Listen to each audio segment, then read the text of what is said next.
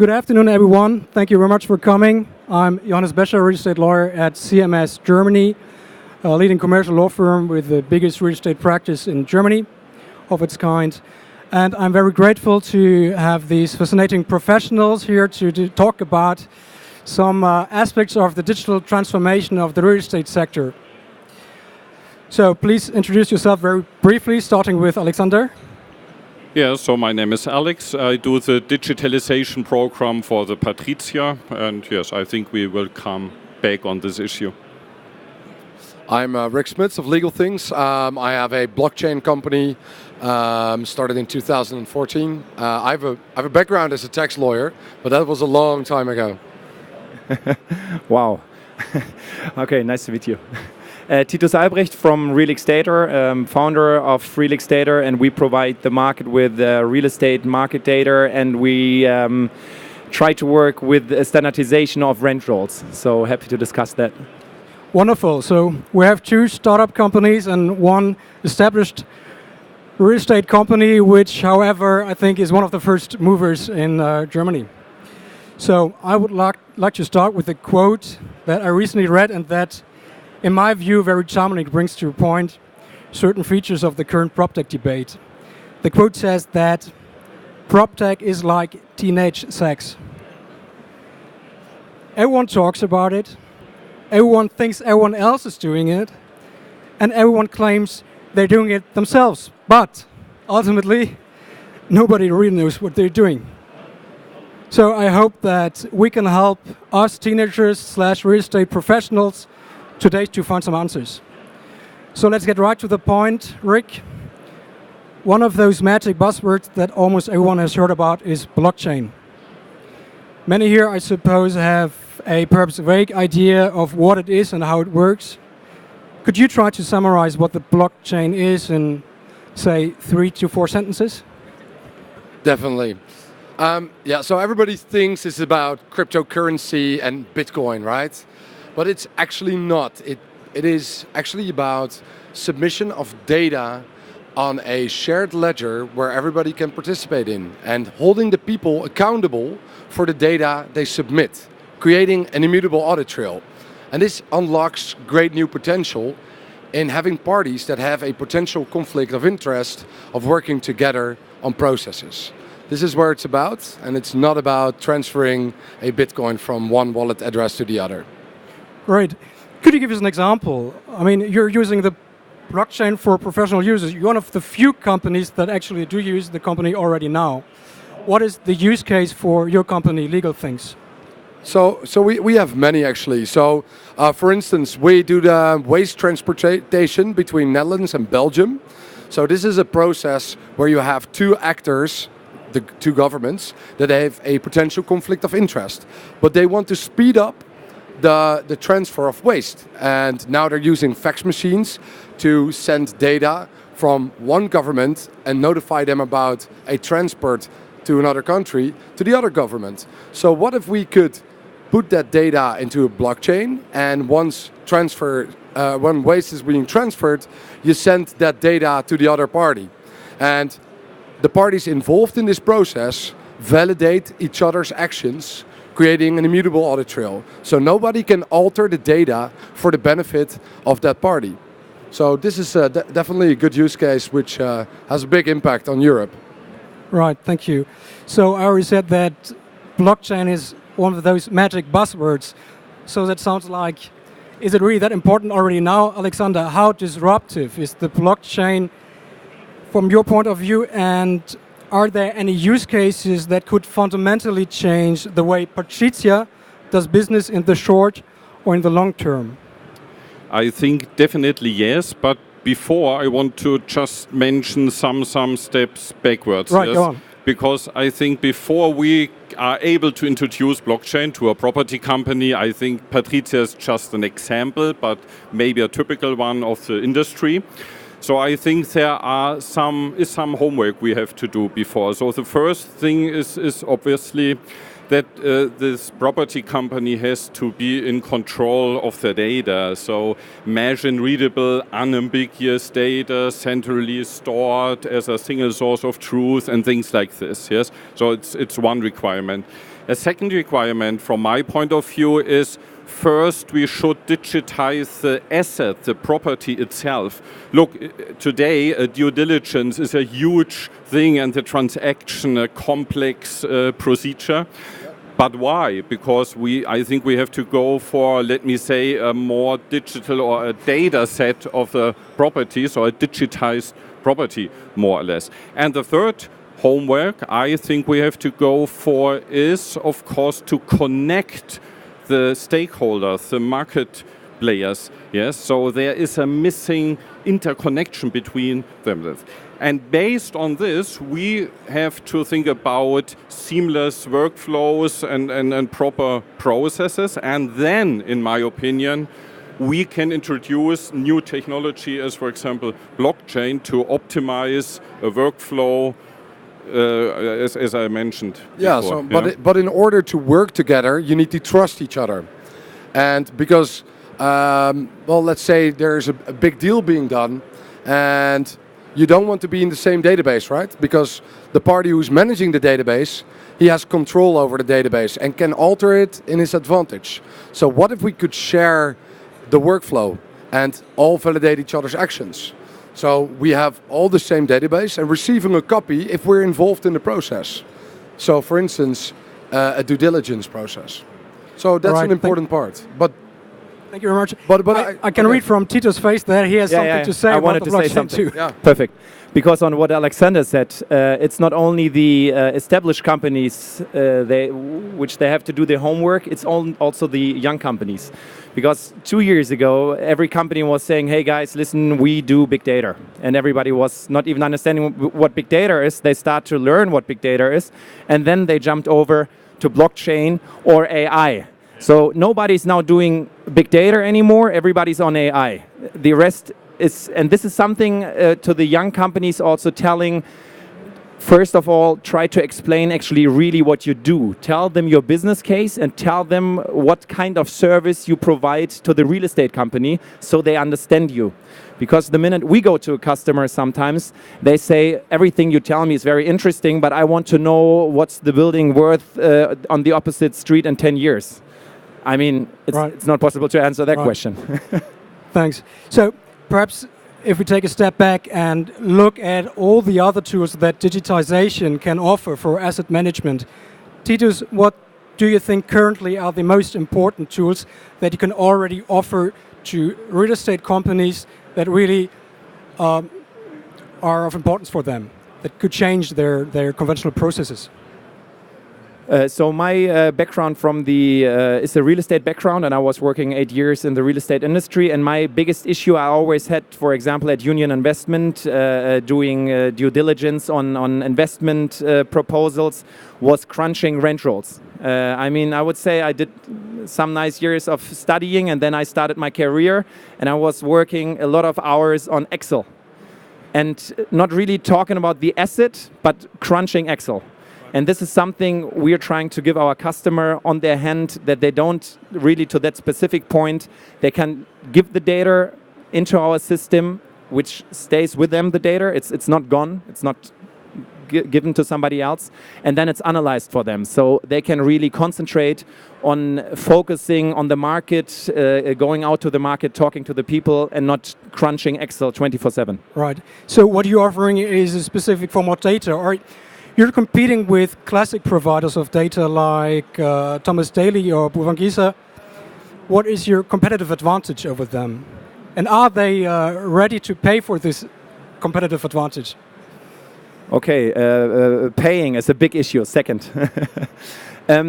I think the difference between us and different companies, there are many out there and many great companies out there, is that we connect the own data to the market data. That you don't actually really have to analyze your own data and then go on the market data and see, okay, these are the asking rents, this is my socioeconomic data. You have this all in one. I think this is a big advantage, what we are offering. Coming to the question if they are paying for it. We are really concentrating on companies that see value in our services, and we also have to admit we are not perfect. So we need more companies which are open-minded, and knowing that digitalization is not a sprint, it's like more a long walk. And doing this road together with us and learning from mistakes, and both sides are learning. Right. But the companies we're working with, they are paying, and yeah. I understand. How important, Rick, how important are common standards, for example, of rent rolls and evaluation criteria, and how far is the real estate industry today in finding those common standards? Yeah, well, the funny thing is that the rental process is actually pretty much the same everywhere I analyzed Europe. So it all has a payment clause, they all have tenants, they all have an asset manager, you have an asset owner, and it gets renewed or not. So if you analyze the processes within those contracts, you can actually visualize them as workflows. And the cool thing with workflows is that you can automate them. So if you have structured data and workflows that all work the same, you can start automating those processes and leave the text, the natural language, for what it is. And you can write that down to your terms and conditions, but creating one standard for Europe where a lease process is agreed upon, that will be the next big thing in managing these processes and gaining a lot of efficiency. And if you then can connect the parties that serve the entire life cycle of a commercial real estate agreement, then you can, well, seize the benefits of that. Right. Yeah. Alexander, big real estate companies are often, or big companies in general, are often drivers of finding common criteria that are accepted by the market. What is PATRIZIA's stance in it? Are you doing something in order to establish some common market criteria? Is that something that matters to you? Yes, I think definitely, and as you mentioned before, we are definitely very open-minded regarding this modern technologies.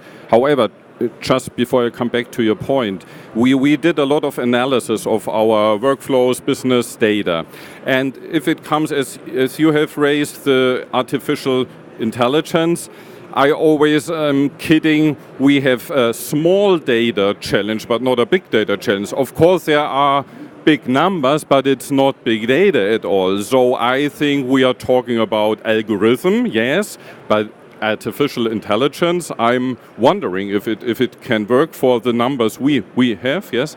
And it's the same if it comes to the blockchain idea. We are totally open-minded for it. However, the number of transactions or the number of whatever you take is not as high. So it's more a question maybe to you.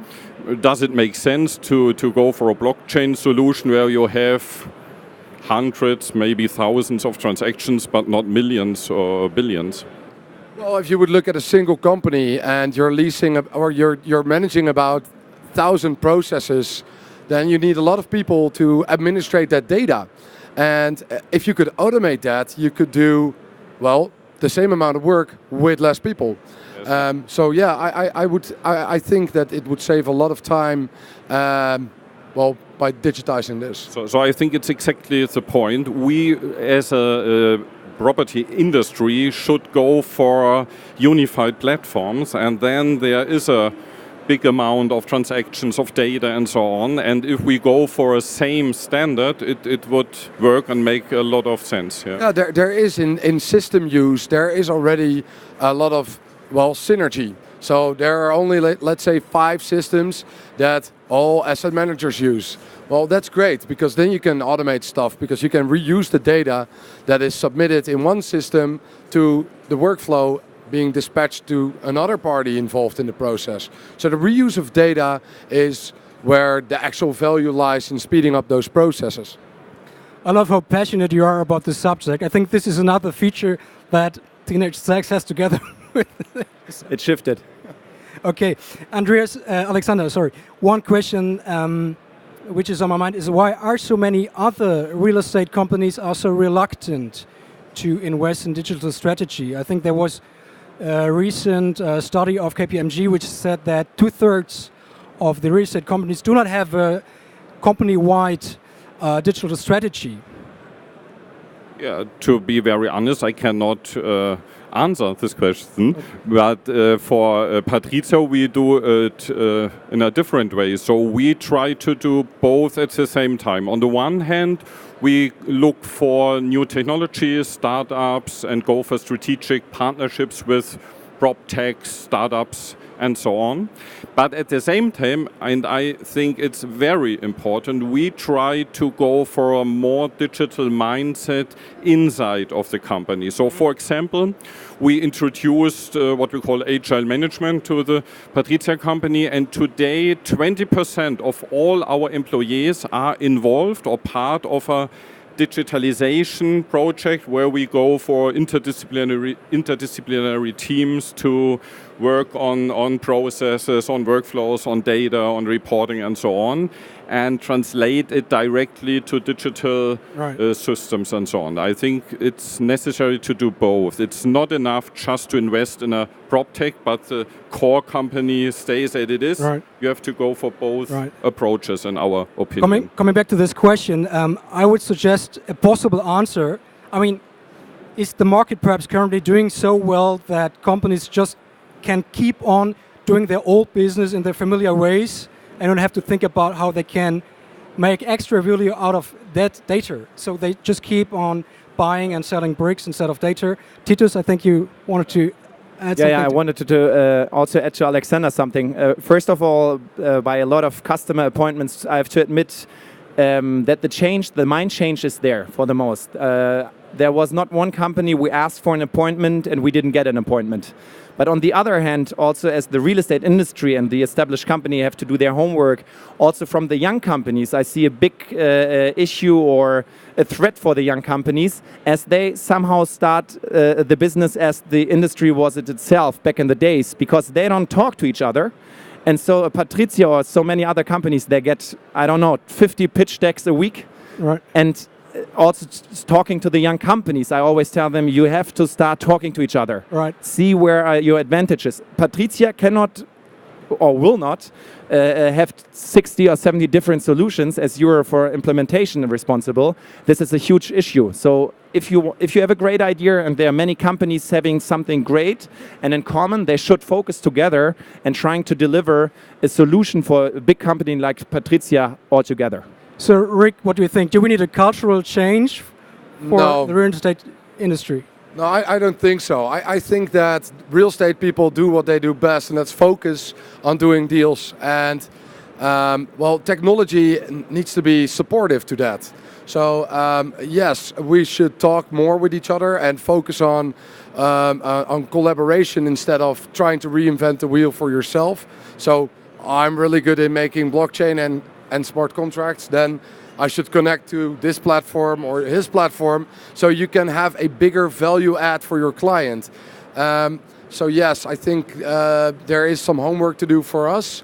But on the other hand, I would say the shortage of getting new people is so high that the technology, that you have to find the answer in technology. So that will happen gradually over the next few years, because we expect that the shortage of people will continue over the next few years, also in the real estate industry.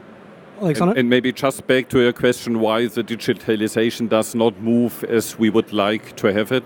I think you are totally right. The circumstances are quite well, and I'm really afraid that the industry is losing time. And I think we should, yes, having this positive circumstances framework, we should start, who has not started so far. I think that's good. Talking about cooperation again between startups and established corporates, you recently acquired a lead investor stake at Ivana, a Proptech startup. What is the aim of this acquisition? Yes, there are two approaches we are following. The one is, of course, it's an investment, and we hope that there's a great future of this Proptech or startup. But at the same time, and it's very, very important for us, We only do investments where we really implement it into our entire system landscape for the entire group. And this is a very important part of this strategy. So we really want to go for more modern technology using day by day for the entire group, and this is what we are doing there. Great, thank you very much. Perhaps for a final round, one question I would like to ask you all. Where will be in 10 years' time? Do you think there will be new key players? And if there will be new key players, where will they come from? Will there be startups or companies who are now startups? Will there be established real estate companies for now who will develop? Or perhaps will we have some companies from the IT, big data sector, which will discover Proptech and real estate for them? I do not know who will be the players. However, what I really think what's more or less obvious, we will have what I mentioned in the beginning, a digitized property. And with two approaches. On the one hand, as a data set, if it comes to transaction data, reporting and things like this, but at the same time, what we call the Internet of Things, a smart property that delivers a lot of data, maybe as much data that we go for artificial intelligence, blockchain solutions, and so on. And I think the market participants will be interlinked. And maybe we will see, let me call, ecosystem, interlinked platform with some industry standards. And then the efficiency and the transparency will improve dramatically. Okay. That's what I'm expecting. Thank you. Rick, do you share this view? Yeah, I think the real estate market and all participants in it will grow more together, leveraging on each other's data. So that everybody can benefit the same from the data reuse and the process increase in efficiency that is gained with all this. So we get a next level playing field again, but we can do more with less people. But obviously buildings are still being owned and tenants still needed. So that will be the focus business, but we will get efficiencies through interconnectivity. Great, thanks. Titus, what is your view?